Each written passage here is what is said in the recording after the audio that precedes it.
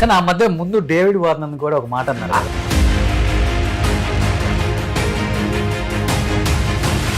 Hi hello, welcome to Suman TV. నేను మీ రోషన్. ఇవాళ నాకు తెలిసి బాగా బ్లష్ అయిపోయి ఉంటాను, ఎందుకంటే మనకు బాగా ఇష్టమైన వాళ్ళు, మనల్ని బాగా నవ్వించే వాళ్ళు, మన మంచి కోరుకునే వాళ్ళు, మన అనుకునే వాళ్ళు, మన గురించి ఎప్పుడు ఆలోచించే వాళ్ళు మన పక్కన ఉంటే నిజంగా ఎంత హ్యాపీగా ఉంటుందో అంత హ్యాపీగా ఉంటుందో ఆ వ్యక్తి పక్కన ఉంటే.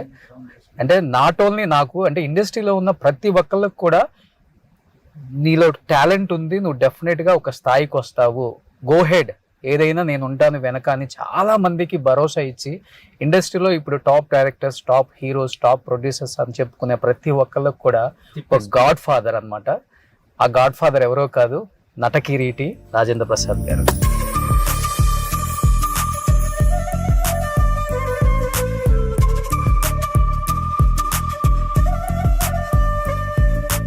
చిన్న చిన్నవి తప్పిదాలని అసలు నేను చెప్పను. కామన్గా వాళ్ళందరూ ఒక కుటుంబం లాగా ఉంటారు. అండ్ ఒక జర్నీ అనేది దాదాపు 40 సంవత్సరాలు, ఎన్నో కష్టాలు, నష్టాలు, సుఖాలు అవన్నీ పాలు పంచుకున్నారు. కాబట్టి ఆ ఫ్లోలో, అంటే ఎవ్వరు కావాలని అనరు, ఫ్లోలో ఒక ఫ్రెండ్షిప్, నా తమ్ముడు, నా ఫ్రెండ్, లేకపోతే నా బామర్ది, అంటే ఇండస్ట్రీలో ఎక్కువ అందరూ బావ అని పిలుచుకుంటారు, అన్న అని పిలుచుకుంటారు. ఒక చనువుతో అన్న మాటల్ని చాలామంది వేరే విధంగా వక్రీకరించి ఆయన్ని కావాలని టార్గెట్ చేసి రకరకాలుగా కామెంట్ చేయటం, రకరకాలుగా థంబ్నెయిల్స్ పెట్టడం, రకరకాలుగా రాజేంద్ర ప్రసాద్ కాదు భూతేంద్ర ప్రసాద్ అని, అంటే రకరకాలుగా ఆయన నొప్పించడం అనేది ఇందులో మనం బాధపడవలసింది అస్సలు ఏంటో తెలుసా?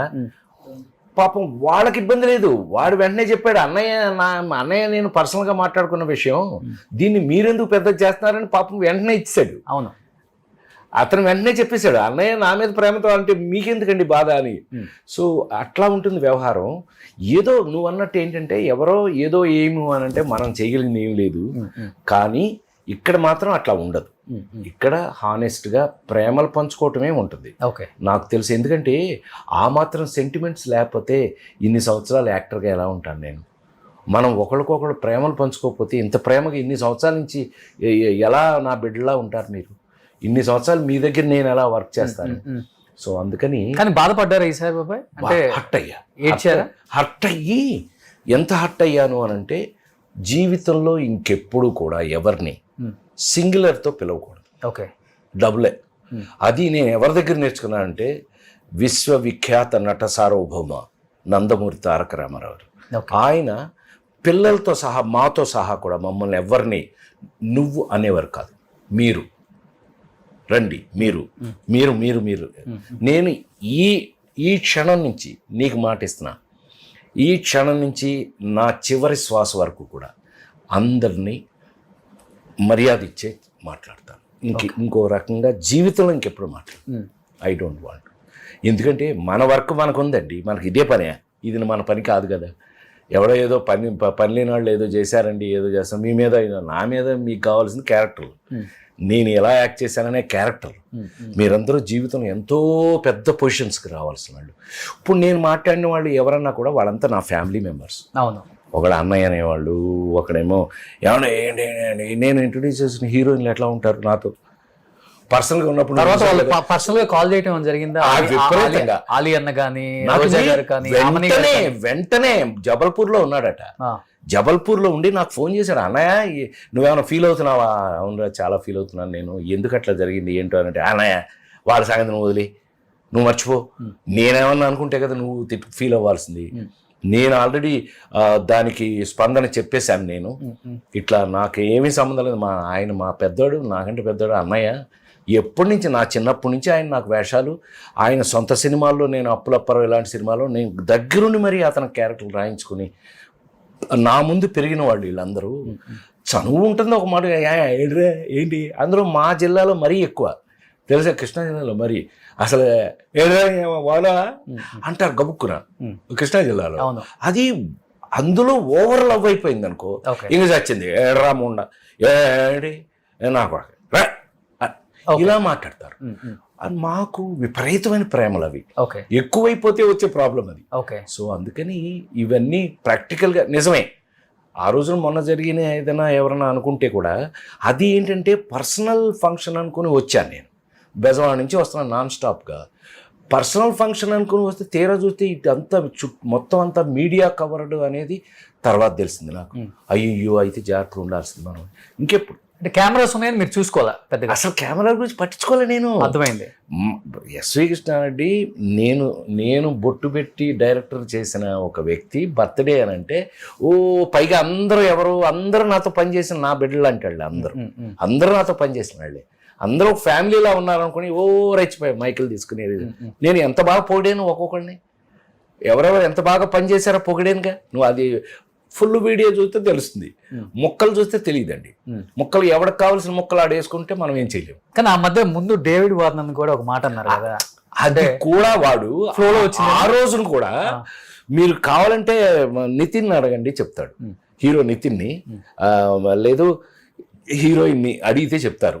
మేము అంత ముందే లోపల గోల చేసి వచ్చాం బయటికి, అలా వచ్చేసింది ఫ్లో. తర్వాత అది తప్పనే విషయం తర్వాత తెలుసుకున్నాము. ఏది ఏమైనానండి మనం ఇవాళున్న సోషల్ మీడియా అనండి, మీరు ఏదన్నా అనివ్వండి, ఇవాళున్న పరిస్థితుల్లో పాత రోజుల్లో ఉన్న ఎఫెక్షన్స్ చూపించుకునే అవకాశాలు అయితే లేవండి. అందుకని ఎవరి లిమిటేషన్లో వాళ్ళు ఉండటం బెటర్ అనేది నేను ఇప్పటికి నేర్చుకున్నటువంటి మంచి విషయం. ఓకే, కానీ బాబాయ్ ఒకటైతే చెప్పండి, బయట డేవిడ్ వార్నర్ అన్న దగ్గర నుంచి నిన్న కృష్ణారెడ్డి గారి ఫంక్షన్ వరకు రాజేంద్ర ప్రసాద్ గారిని అంటే మంచి మాట్లాడే వాళ్ళు ఉన్నారు, చెడు మాట్లాడే వాళ్ళు కూడా ఉన్నారు. అండ్ మంచి మాట్లాడే వాళ్ళు ఒకటే చెప్తున్నారు, కూతురు చనిపోయిన తర్వాత ఆయన కొంచెం మైండ్ అనేది మైండ్ లేదు ఏం లేదు, కానీ అప్సెట్ అయిన మాట వాస్తవం కాదని ఎవరంటారు. కన్న కూతురు 37 ఏళ్ళకి చనిపోయింది, దానివల్ల ఇబ్బంది పడుతున్నారు, అప్సెట్ అయిన మాట వాస్తవం. కానీ దాని నుంచి బయటకు వచ్చేసాం మనం. మీరు ఎందుకు రేపు రవితేజ నేను మాస్ జాతర అని ఒక సినిమా చేస్తున్నాం, మాస్ జాతర.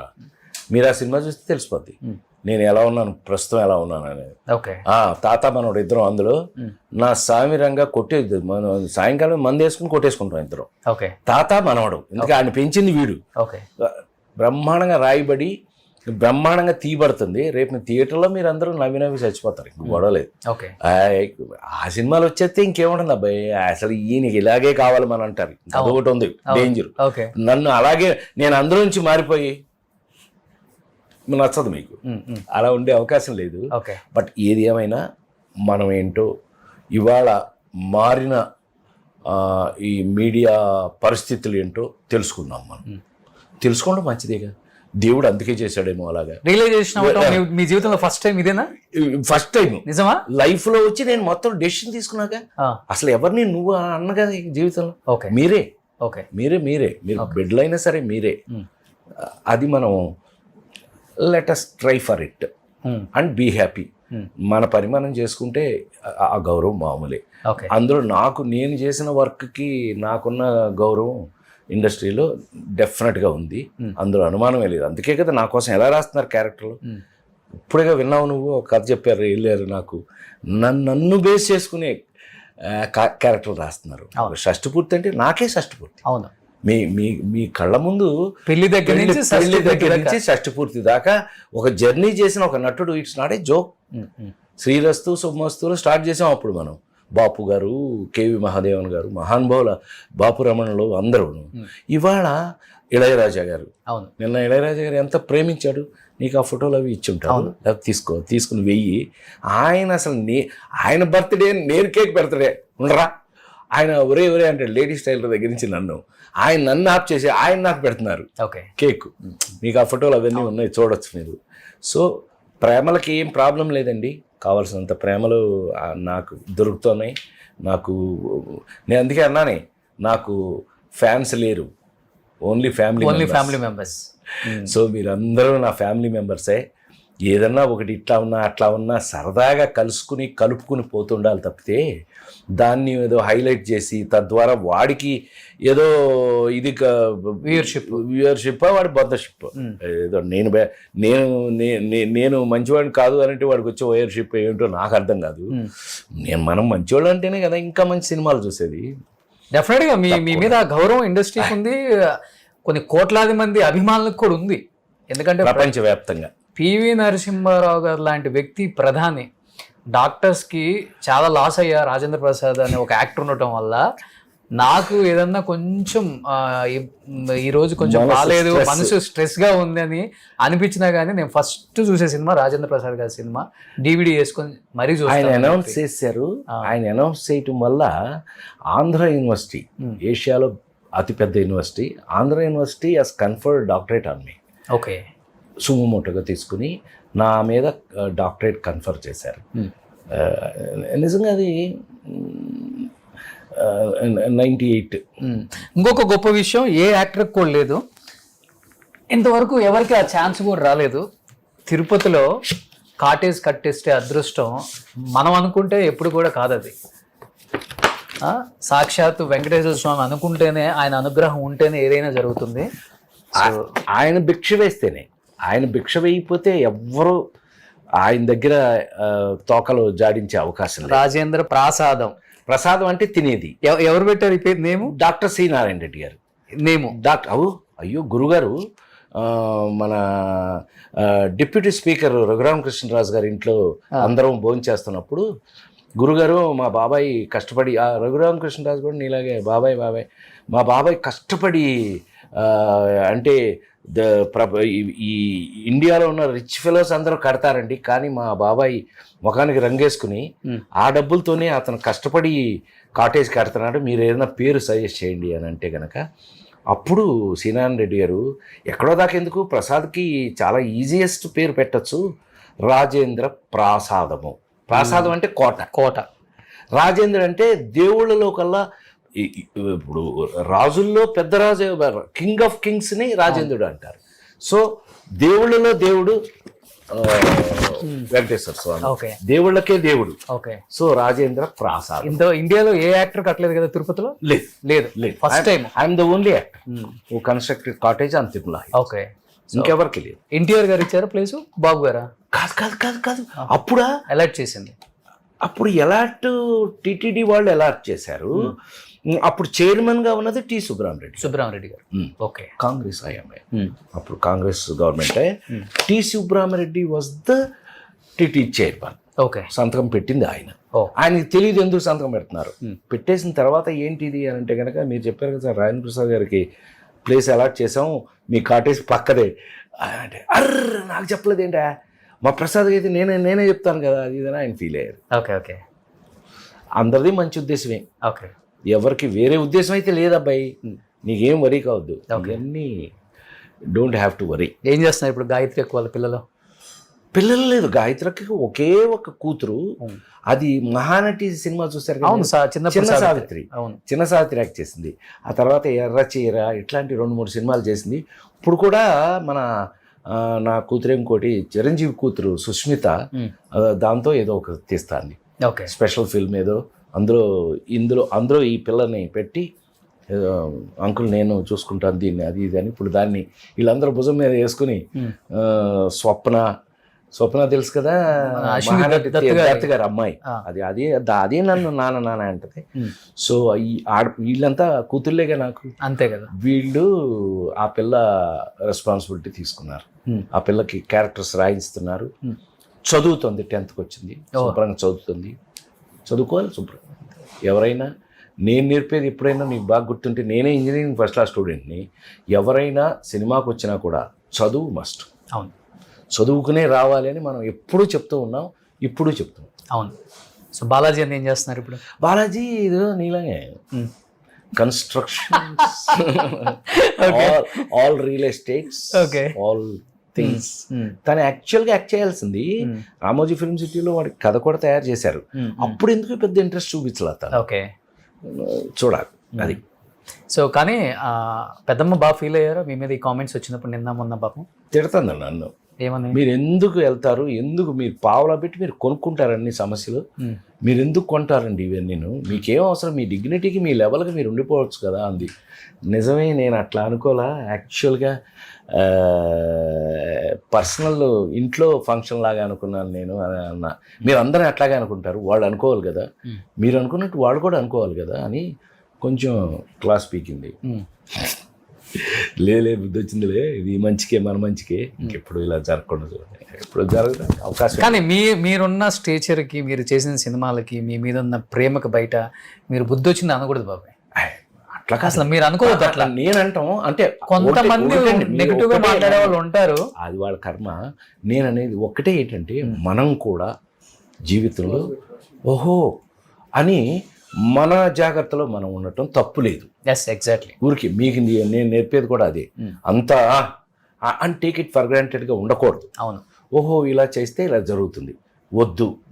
మనం ఇప్పుడు ముందులాగా లేదు మీడియా. కానీ ఇప్పుడు ఎలా ఉందంటే బాబాయ్, మన కళ్ళ ముందు ఎదిగిన వాళ్ళు కూడా, అంటే మీరు అందరూ వాళ్ళందరిని చూశారు, మీ కళ్ళ ముందు ఎదిగిన వాళ్ళు, మీరు కొంతమంది ఆపర్చునిటీ కాదు వాళ్ళందరికీ. కానీ ఇప్పుడున్న జనరేషన్ లో ఏమవుతుందంటే స్థాయి మారింది కదా, సభాపూర్వకంగా మర్యాదగా పిలిస్తే బాగుంటుందన్న ఫీలింగ్. అందుకే నేనేమంటున్నాను, తప్పే ఉంటుంది. ఇప్పుడు అందరినీ గౌరవించి, ఇప్పుడు అంతమంది హీరోయిన్లు ఇంట్రడ్యూస్ చేశాను నేను. వాళ్ళందరినీ ఆ వర్క్ చేసేటప్పుడు, ఇప్పుడు రాజేంద్రుడు గజేంద్రుడు చేస్తున్నామండి, Soundarya first time. Almost SV Krishna Reddy గారు, సౌందర్య, కెమెరా శరత్ వీళ్ళందరూ అనేవాడు, ఒక్కసారి ఆ మూమెంట్ చేసి చూపించు అన్నయ్య, ఒకసారి చేసి చూపించు, ఆ అమ్మాయి ఫాలో అవుతుంది అనేవాళ్ళు. నేను I'm an educated actor, film ఇన్స్టిట్యూట్లో చదువుకుని యాక్ట్ చేస్తున్న వాడిని. సో అది చూపించడం తప్పు లేదని నా ఉద్దేశం. అలా నేర్పినప్పుడు ఏంటి సౌందర్య అనే అనొచ్చేమో అని ఎక్కడో మిస్ అయ్యాను నేను. ఇంకా అనకూడదు అని ఇప్పుడు నేర్పుతున్నారు. ఓకే. సో వాళ్ళకి నమస్కారం పెడితే సరిపోతుంది. కానీ చాలా మంది వాళ్ళు ఫీల్ అవుతారు. అవును. పక్కకు వచ్చి ఆమెనే అంది, ఆమెని ఏంటి సార్ ఇక్కడంతా అంతా సోషల్ మీడియా ఉంది, మీరు కొంచెం జాగ్రత్తగా ఉండండి అంది. అవునా, నాకు తెలియదమ్మా తల్లి, నేను ఇంకేదో మన స్టైల్లోనే ఉండాలి. నేను మిస్టర్ పెళ్ళాం సినిమాకి నా కార్లో తీసుకెళ్ళి బాపు గారికి పరిచయం చేశాను. ఓకే. ఆమని గారిని. ఇట్లా నా వల్ల వీలైన మన వాళ్ళందరూ కలిపే చేశారు. అంత చనువుగాను ఉంటాం మనం. ఓకే. సో అట్లా ఉండకూడదు అనేది ఇప్పుడు నేర్చుకున్నాం. ఓకే. కానీ అందరూ అడిగారు, నూతన ప్రసాద్ గారి ఇన్సిడెంట్ రాజేంద్ర ప్రసాద్ గారిని ఒకసారి అడగండి మీరు కలిసినప్పుడు అని చాలా మంది నన్ను అడిగారు. మన షూటింగ్ అప్పుడు ఆ కార్లో నుంచి కింద.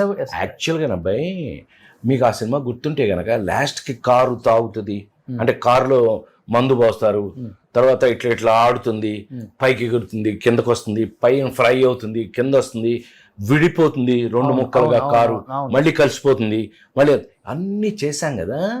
ఆ కార్లు యాక్చువల్గా ఏవిఎంలో 6 కార్లు అవి. ఓకే. అందులో 2 కార్లని 2 పార్ట్లు చేసి పెట్టారు. ముందొకటి వెనకొకటి విడిపోయినా కూడా 2 రావాలి కదా. మరి వెనకది రావాలి అంటే ఇట్స్ హ్యావ్ ఇంజన్. మరి వెనక పీస్ ఎలా వస్తుంది, దానికి స్కూటర్ ఇంజిన్ తగిలిచ్చారు దానికి. అట్లా ఇదంతా టెక్నికల్లీ బీన్ డన్, అన్ని బ్రహ్మాండంగా చేశారు. అలా చేస్తూ ఏమైంది అనంటే, పొద్దున్నుంచి ఆ కారు డ్యాన్స్ చేయటం అనంటే క్రెయిన్కి కారు కట్టి ఇట్లా పొద్దున్నుంచి ఈ గొలుసులతో కట్టారు. పొద్దునుంచి కొట్టి ఎక్కడో గొలుసు ఓపెన్ అయింది. అయ్యో. ఎప్పుడైతే తీసిన షాట్లు యాక్చువల్గా నూతన ప్రసాద్ గారే అడిగాడు, అబ్బాయి డైరెక్టర్ నాట్ హ్యాపీ, ఆ క్లోజ్ను మళ్ళీ చేద్దాము అని అంటే, నాకేముంది చేద్దామని మళ్ళీ కార్ని పైకి ఎత్తుతుండగా సడన్గా కెమెరామెన్ గారు 50 అడుగు అక్కర్లేదు, ఈ హైట్ చాలు నాకు కెమెరా ఇక్కడి నుంచి క్లోజ్ తీయటం, కింద నుంచి క్లోజ్ అనమాట, ఇది చాలు నాకు ఆపండి అన్నాడు. వాడు సడన్గా బ్రేక్ వేసేటప్పటికి ఇందులోంచి జారిపోయాడు. కారు 18 అడుగుల నుంచి నేరుగా ధమా అని కింద పడి. ఇంతలో ఏమైంది అంటే, ఏదైనా దేవుడే కదా, పడుకో అన్నానంట. నాకు తెలియదు, నేను ఫెయింట్ అయిపోయాను కదా. నేనేమో ఇలా వంగున్నాను, ముందు డ్రైవింగ్ సీట్లో ఉన్నాను నేను, నూతన్ ప్రసాద్ గారు తాతయ్య వెనకాల ఉన్నారు. అన్నాడు ఆయన. ధనా అని కొట్టింది, పప్పలాగా అయిపోయింది కారు. ముందు నేనేమో పడుకోవటం వల్ల ఇలా ఉన్నాను, వెనకాల ఆయనేమో అంటాను, పైన కింద నొక్కుపోయింది. స్పైనల్ కార్డు 16, 17 మీకు తెలుసు కదా. స్పైనల్ కార్డు పైనుంచి కిందకి నెంబర్ ఆఫ్ ఇవి ఉంటే తెలుసు కదా. ఆ మధ్యలో ఉన్న బోన్స్లో 16, 17 2 జామ్ అయింది. ఆ 2 జామ్ అవడం వల్ల 2 కాళ్ళు ప్యారలైజ్ అయిపోయింది.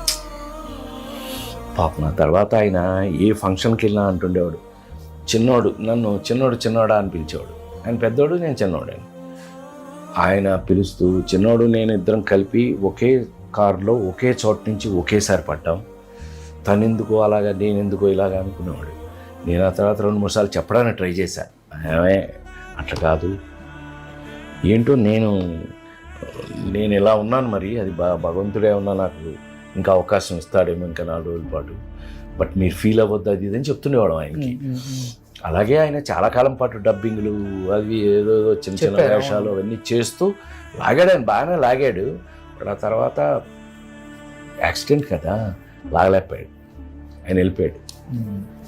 ఇలా చాలా ఇన్సిడెంట్లు మీ లైఫ్లో చెప్పుకుంటూ పోతే నేను ఎన్నో ఫేస్ చేశాను. ఎందుకనంటే చిన్న బడ్జెట్లో పెద్ద హిట్లు చేశాను. ఇంకొకటి రెమ్యునరేషన్ కూడా ఎప్పుడు డిమాండ్ చేయని ఏకైక హీరో, సపోర్టింగ్ యాక్టర్, కమెడియన్ ఎవరైనా ఉన్నారంటే అది రాజేంద్ర ప్రసాద్ గారు. చాలా సింపుల్, అందుకనే లైఫ్ కూడా ఇంత సింపుల్ గా ఉంది. చిన్న చిన్న ఇల్లులో నా మీద కూడా డబ్బుల్ కంప్లైంట్స్ ఎప్పుడు లేవు. ఎవరిని డిమాండ్ ఉన్న రోజులు కూడా మళ్ళీ సూపర్ డూపర్ హిట్లు సంవత్సరానికి 12 రిలీజ్ అయితే 500-600 రోజులు ఆడే రోజుల్లో కూడా నాకు అసలు తెలియదు నేనేం తీసుకుంటున్నాను. నమ్మి తీరాలి. నేను ఎంత రెమ్యునరేషన్ చేసినా నాకు తెలియదు. అప్పుడు ఎవరు చూసేవాళ్ళు అప్పుడంతా? మా మేనల్లుడు ఒకడు ఉండేవాడు. ఓకే, మేనల్ ఉండేవాడు. వాళ్ళు ఎస్పి వెంకన్న బాబు గారు అని ఒక ఆయన డేట్లు చూసేది ఆయన. అప్పుడు ఏంటండి, కృష్ణ గారి దగ్గర నుంచి, చిరంజీవి దగ్గర నుంచి, శ్రీదేవి దగ్గర నుంచి నా వరకు అందరికీ ఆయనే డేట్లు చూసేవాడు. అల్లు రామలింగయ్య గారు, సత్యనారాయణ గారు, గుమ్మడి గారు, అందరికీ డేట్లు ఆయనే చూసేవాడు. సో ఆయన ఒక్కడి దగ్గరికి వెళ్తే అందరూ అడ్జస్ట్ అయిపోయాయి.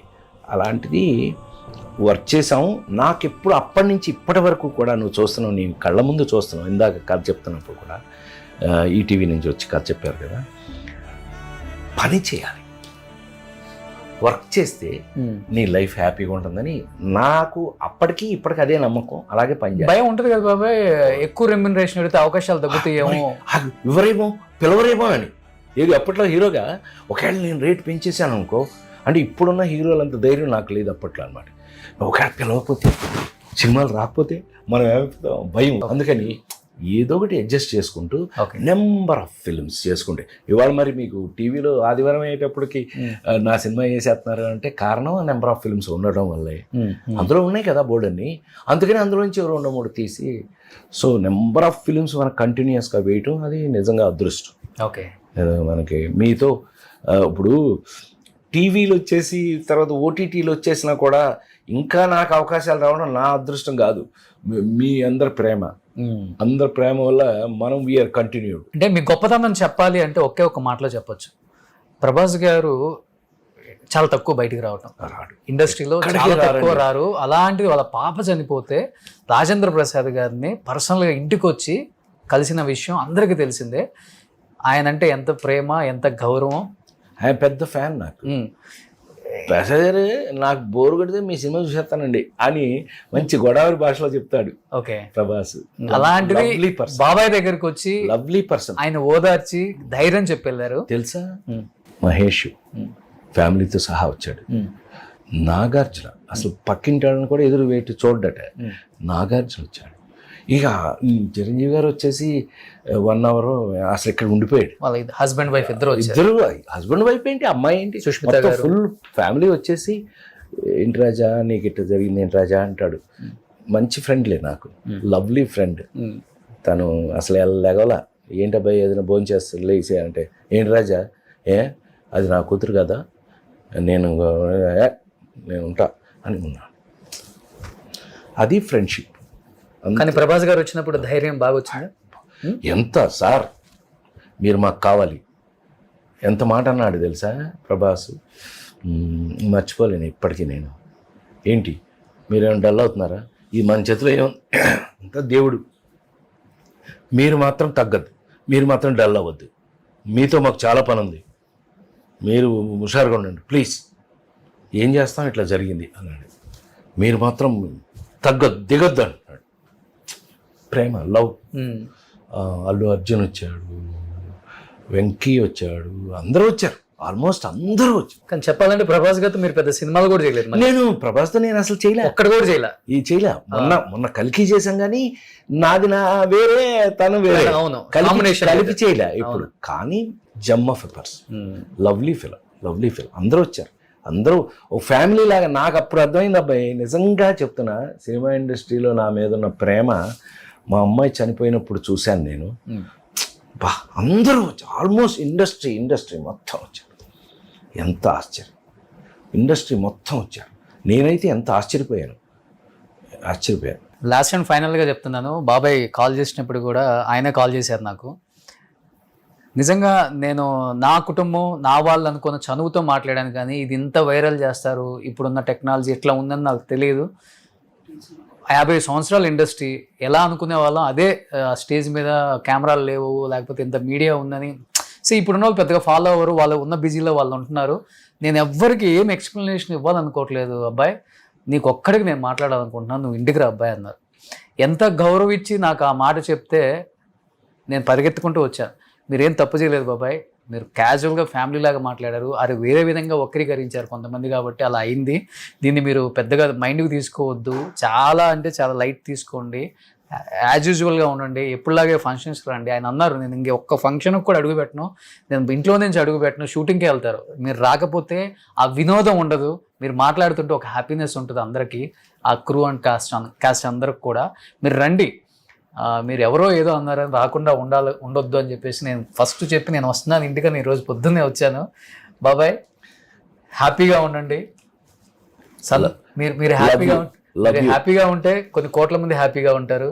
సినిమాలలో మీలాగా నవ్వించే హాస్య నటులు ఎవరు లేరు, మిమ్మల్ని రీప్లేస్ చేసే వాళ్ళు కూడా రాలేరు, ఎందుకంటే అంత గొప్ప జర్నీ చూశారు మీరు. నా అవకాశం ఉన్నంత వరకు మాత్రం నేను మీ అందరికీ ఉపయోగపడ్డాను, అంతవరకు నిజం. ఇప్పుడు ఆయనకి షూటింగ్ ఉంది 2కి, అయినా కానీ కొంచెం హడావుడిగా చేశారు. నెక్స్ట్ మూవీకి మంచి ప్రమోషన్ ఇంటర్వ్యూలో బాబాయ్ విశేషాలు, 50 సంవత్సరాల సినిమా జీవితం, కొన్ని వందల సినిమాలు, కొన్ని వేల అవార్డులు, ఎన్నో కష్టాలు, ఎన్నో సుఖాలు అన్నీ ఆ ఇంటర్వ్యూలో హ్యాపీగా మీ అందరికీ ఆయన షేర్ చేసుకునే ఒక మంచి ఇంటర్వ్యూ త్వరలో మేము చేయబోతున్నాం. And thank you so much. Love you. Suman టీవీలో మీ పర్సనల్ అండ్ బిజినెస్ ప్రమోషన్స్ కోసం కింది నెంబర్కి కాంటాక్ట్ చేయండి.